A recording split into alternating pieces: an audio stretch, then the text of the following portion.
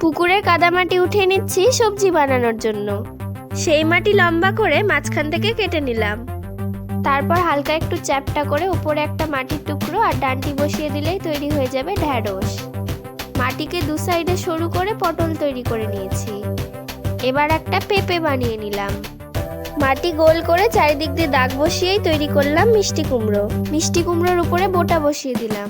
এবার লম্বাটে ধরনের মাটির ওপর তারার মতো দেখতে মাটি বসিয়ে বেগুন তৈরি করে নিলাম। গোল মাটির ওপর লম্বা লম্বা দুটো মাটির টুকরো এক সাইড থেকে আরেক সাইডে বসিয়ে টমেটো তৈরি করে নিয়েছি। এবার দুটো মটরশুঁটি তৈরি করে নিলাম। সব জিনিসগুলোকে কালার করে নিব। মটরশুঁটিতে ডিপ সবুজ আর মাঝখানে হালকা সবুজ করে দিলাম। বেগুনের ওপরটা সবুজ আর নিচটা বেগুনি করলাম। পেঁপে, পটল আর ঢ্যাঁড়সে করে দিলাম সবুজ কালার। সবুজ আর হলুদ মিশিয়ে কালারটা করলাম মিষ্টি কুমড়োতে।